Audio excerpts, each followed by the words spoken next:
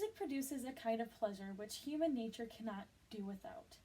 Now, this quote is from an ancient Chinese philosopher, Confucius, and even though it's over hundreds of years old, I think it's extremely relevant today. Each one of us finds a different, so you could say, pleasure in music. I know for one, I particularly love all of it. When I was young, I grew up in a pretty music-dominant household. Although we were encouraged to play sports and we liked to play sports, music was more encouraged and definitely praised in the house. When I was younger, at the age of like 11 or 12, I joined band in 5th grade, and I carried that all the way through high school. And then anytime I got the chance, I would do choir, and I even participated in some school musicals.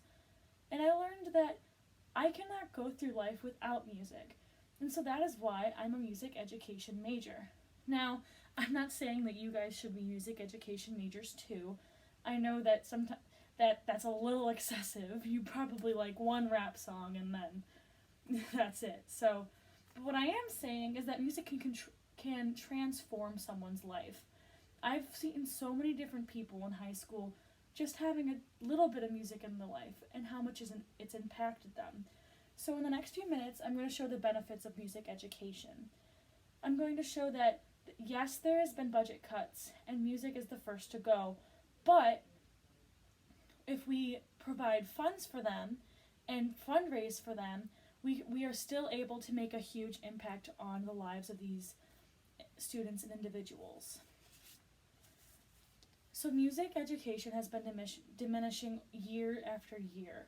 It takes a lot to go into a music program. Just like any other program at school, not only do you have to pay for the teachers and their salaries, but you also have to pay for the curriculum.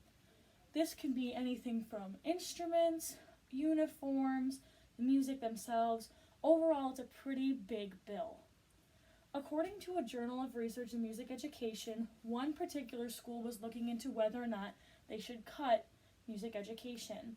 They explained, the No Child Left Behind Act of 2001 shifted educational priorities towards subjects assessed on standardized testing achievement tests. These subjects included math, science, English, and history, but did not include music or other arts. So because of these tests, schools are focusing more on core subjects and less on music and art forms.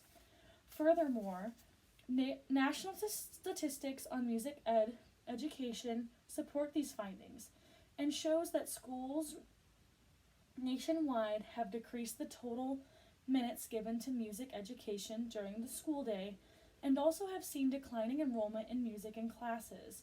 So schools are literally taking time away from these teachers and students and pretty much not letting them get the education they want. Mark Farminch from the Journal of Educational Finance goes through and talks about one specific school district's money and how they use it. The findings of the district's expenses for music instruction comprise only about 1.6 of the district budget. Nearly 90% of that was spent on the staff's salary and benefits. So this school is only getting 1.6% of the budget to the music program. So they already have very, very little money to spend. And within that, of that 1.6%, 90% of it is going towards salaries. So that only leaves 10% for the students. And that can be very, very detrimental to the kids. How are our siblings, nieces, nephews going to get a music education with not enough money for it? So how do we prevent this? Well, one way is to show some support in your local communities. So music boosters is something very similar to athletic boosters. A lot of us have been to football games where you can go buy food at the concession stand and that goes towards the sports of the school. Well, music boosters will do the same thing. Music boosters provide fundraisers for the musical programs, and that money can go towards buying new instruments, providing aid to students, any of that. So, and fundraising is extremely simple. I mean, we see it all over the news nowadays. In Vancouver, one basketball coach whose condo was burnt down received $92,000 in a GoFundMe account. That is extraordinary. Imagine what we can do for music education. One article shows the benefits of music boosters.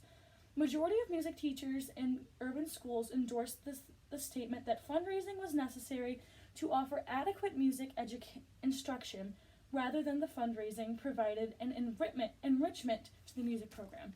So this is saying that the music boosters needed that fundraising money just to provide an adequate music education system. To get an enriched one, they'd need even more money. So by putting money into these music boosters, we are able to promote music education and make it better for the students. One particular person, Vivian Carpenter, did this in Detroit public schools. She was trying to get back music education from the budget cuts. Carpenter was instrumental in raising the money to fund the instrumental startup cost by just the gifts of $75,000, and she got that just in one area. That is extraordinary. If we all work together, imagine what we can do.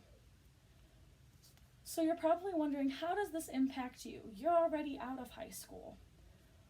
Well, these kids in schools now are going to become the future of our world. And it's actually proven that music is helpful to the academics. It directly impacts the academics. It's said that it actually helps with math, science, and English. So here I have a chart, and it shows the SAT scores starting from 2000 to all the way to 2012. And the blue are the scores of kids who've only had about a half a year of music experience. And the yellow shows children who have had over 4 years of music experience. And as you can see, there's an exaggerated amount. It's about 84 points on average, the music kids score higher. And according to music workshops, schools with music programs have a 92% graduation rate and a 93% attendance rate, compared to schools with music education without music education, which has a 72% graduation rate and an 84% attendance rate. So as you can see, not only does it help with academics, but it helps the kids want to be at school. They're enjoying themselves, so they want to be there. So I'm asking you to work together and try to solve this problem. Stop budget cuts by supporting your local music boosters. And overall, you'll affect the performance, the academic performance of the students in these schools. And maybe one day they'll become the lawyers and doctors and scientists that we are becoming now. I'm going to leave you with this quote. "Without music, life would be a mistake," from Frederick Nietzsche. And I think that's extremely important. Without music, life would be a mistake. Thank you.